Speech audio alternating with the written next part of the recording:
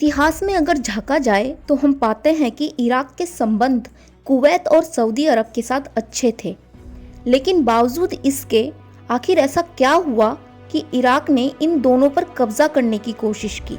Iran एक शिया बहुल मुस्लिम देश है। यहाँ मोहम्मद रजा पहलवी का शासन था, जो कि पश्चिमी देशों से प्रभावित थे। सन 1979 में ईरान में इस्लामिक क्रांति होती है और इस्लामिक कट्टरपंथी अयातुल्ला खोमैनी पहलवी का तख्ता पलटकर सत्ता अपने हाथ में ले लेते हैं। साथ ही अन्य गल्फ देशों के मुसलमानों को भी इस्लामिक क्रांति एवं कट्टरपंथ के लिए उकसाने लगते हैं, जिसे कई सारे पर्शियन गल्फ कंट्रीज के लीडर्स ने एक खतरे के तौर पर देखा। इस समय इराक पर सद्दाम हुसैन की तानाशाही कायम थी। सद्दाम हुसैन एक सुन्नी मुसलमान था और इराक में शिया मुसलमानों की भी अच्छी खासी तादाद थी। ईरान की इस इस्लामिक क्रांति से सद्दाम हुसैन घबरा जाता है कि अगर इराक के शिया मुसलमानों ने सुन्नियों के खिलाफ क्रांति छेड़ दी तो सद्दाम की सत्ता खतरे में आ सकती है। इस इस्लामिक क्रांति से सद्दाम के साथ उसके आसपास के अन्य गल्फ देश भी आतंक में आ चुके थे।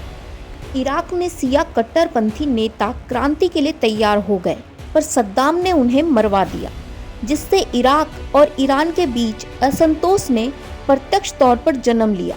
साथ ही सत अल अरब नदी भी उनके बीच विवाद का मुद्दा थी। इस बारे में हमने सद्दाम हुसैन की पिछली वीडियो में बात करी है, आप उस वीडियो को भी देख सकते हैं। दोबारा लौटते हैं अपने विषय पर। इन तमाम विवादों को मुद्दा बनाकर 1980 में इराक ईरान पर हमला कर देता है, जो कि 1988 तक चलता है। इस युद्ध में इराक को गल्फ कंट्रीज, मुख्य रूप से सऊदी अरब और कुवैत का साथ मिलता है, जिसके साथ ही चीन, यूएसएसआर और वेस्टर्न कंट्रीज का भी भरपूर साथ मिलता है। 8 साल तक चले युद्ध में इराक को एक तरफा जीत नहीं मिली, बल्कि इस युद्ध से हाथ लगी तो सिर्फ बर्बादी। इराक में गृह युद्ध की स्थिति बन गई। चारों तरफ बस बदहाली और कंगाली की स्थिति थी। इस युद्ध को फंड करने के लिए इराक ने कई देशों से कुल $60 बिलियन कर्ज लिया था, जिसमें से $16 बिलियन कुवैत का और $26 बिलियन सऊदी अरब का था, जिसे अब वे वापस मांग रहे थे, जिसे लौटाने की हैसियत इराक की अब नहीं थी। देश की खस्ता हालत के बीच ही इराक ने इजराइल को भी धमकाना शुरू कर दिया, जिससे अमेरिका भी इराक से नाराज हो गया और अपना हाथ इराक के सिर से हटा लिया। 2 अगस्त 1990 को सद्दाम हुसैन कुवैत पर हमला कर देता है। उसकी नज़र कुवैत के तेल के कुओं पर थी।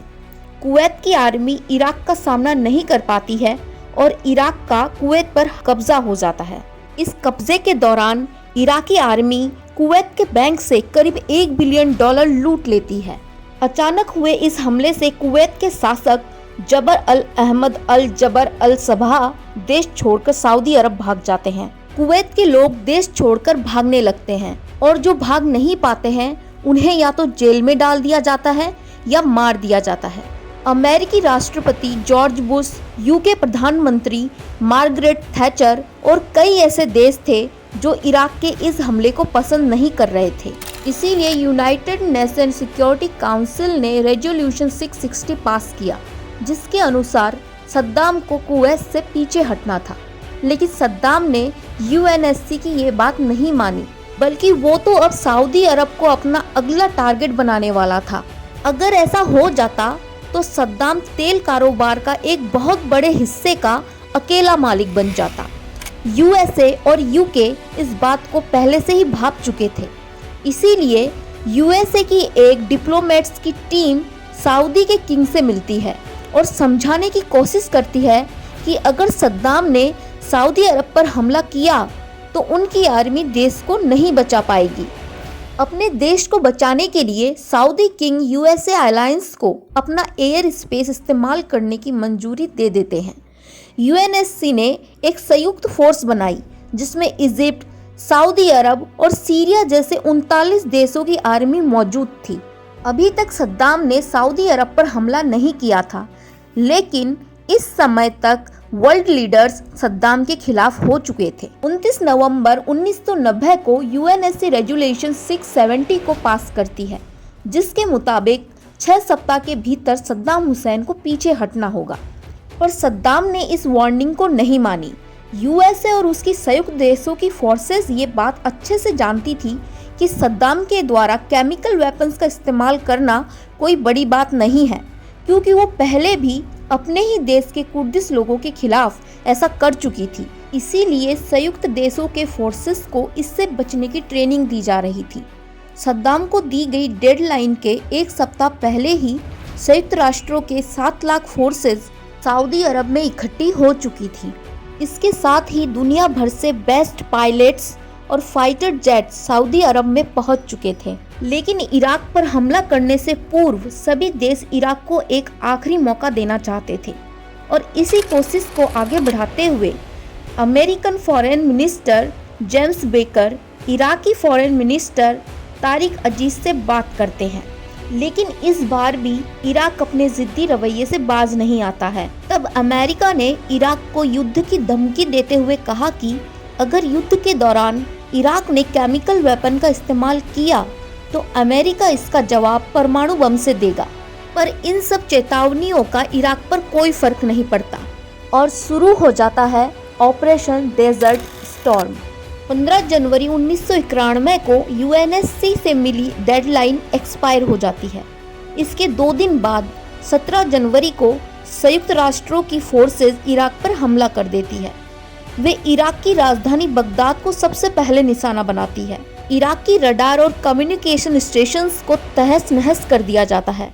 साथ ही मिलिट्री स्टेशन और पावर स्टेशंस को भी तबाह कर दिया जाता है ताकि इराकी सेना अपाहिज हो जाए। यही एक तरीका था जिससे इराकी सेना को हराना संभव था। सद्दाम ने इसके बदले में इजराइल पर मिसाइल्स लॉन्च कर दिए। उस वक्त अमेरिका और इजराइल के रिश्ते काफ़ी अच्छे थे। पूरे गल्फ कंट्रीज के बीच इजराइल एकमात्र यहूदी देश है जिससे लगभग सारे मुस्लिम देशों की दुश्मनी रही है। ऐसे में सद्दाम ने सोचा इजराइल पर हमला करने पर इजराइल भी पलटकर इराक पर हमला करेगा, जिससे सारे गल्फ कंट्रीज इजराइल के खिलाफ इराक के पक्ष में हो जाएंगे और 39 देशों की आर्मी अलायंस टूट जाएगी। ऐसे में अमेरिका ने आगे बढ़कर इजराइल से इराक पर पलटवार न करने के लिए बात की। पूरी दुनिया को लग रहा था कि इजराइल इस बात को नहीं मानेगा, लेकिन इजराइल ने दूरदृष्टि अपनाते हुए अमेरिका की बात मान ली और पूरी दुनिया को चौंका दिया। साथ ही अमेरिका इजराइल को ढेर सारे मिसाइल्स दे देता है, जिससे इराक की तरफ से आ रहे मिसाइल्स बेअसर हो जाते हैं। जिसके बाद सद्दाम हुसैन ने नया प्लान बनाया, जिसमें इराक सऊदी अरब पर हमला करने के लिए आगे बढ़ता है। लेकिन संयुक्त राष्ट्रों की इतनी बड़ी सेना के सामने इराक को हार का सामना करना पड़ता है। झल्लाए हुए सद्दाम ने कुवैत के लगभग 600 तेल के कुओं में आग लगा दी। पूरा कुवैत आग से लिपटा हुआ था, जिसके कारण हवाई हमले करना नामुमकिन हो गया था। 24 फरवरी को संयुक्त राष्ट्रों की फोर्सेस जमीन पर उतरती है और इराकी सेना को खदेड़ बाहर करती है। संयुक्त राष्ट्रों की सेना के 2 प्रमुख लक्ष्य थे। पहला, कुवैत को आज़ाद करवाना और इराक की तरफ से इजराइल पर हो रहे मिसाइल अटैक्स को बंद करवाना। 27 फरवरी 1991 को सद्दाम अपनी सेना को वापस बुला लेता है और अमेरिकी राष्ट्रपति जॉर्ज बुश कुवैत के आज़ाद हो जाने की घोषणा करते हैं। इस युद्ध के बाद इराक की अर्थव्यवस्था कई दशक पीछे चली गई और आज भी यहाँ की जनता सद्दाम हुसैन के कई गलत फैसलों का खामियाजा भुगत रही है। जब भी गल्फ वॉर की बात होती है तो कुवैत में धू धू कर जले हुए सैकड़ों तेल के कुओं की तपत आज भी महसूस होने लगती है। इससे न सिर्फ भारी मात्रा में कच्चे तेल की बर्बादी हुई, बल्कि पूरे विश्व के जलवायु पर भी इसके भयानक प्रभाव देखने को मिले। साथ ही लाखों की संख्या में लोगों की जान भी गई। जलवायु त्रासदी की अगर बात करें तो करीब 3.5 मिलियन टन कच्चा तेल पूरे कुवैत के रेगिस्तान पर फैल गया था। वहीं 8 लाख टन तेल पर्शियन गल्फ पर फैल गया था। इसके अलावा लगभग 7 मिलियन बैरल कच्चा तेल समुद्री जल जीवों के जीवन को भी हानि पहुंचाई। आग की वजह से हजारों किलोमीटर दूर तक के क्षेत्रों का तापमान भी अचानक से बढ़ गया था, जिसका प्रभाव कुछ समय बाद तुर्की में देखा गया, जहां मार्च 1991 में अम्लीय वर्षा हुई, जिससे यहाँ के कृषि क्षेत्र को भारी नुकसान पहुंचा। साथ ही तेल के कुओं के महीनों तक जलने से और केमिकल वेपन के इस्तेमाल से उत्पन्न जहरीली गैसों से मानव स्वास्थ्य भी प्रभावित हुआ। इस युद्ध ने विश्व को मात्र नुकसान के और कुछ भी नहीं दिया। और अगर ये वीडियो आपको पसंद आई हो तो प्लीज़ चैनल को लाइक करें, शेयर करें और सब्सक्राइब करें। Thanks for watching.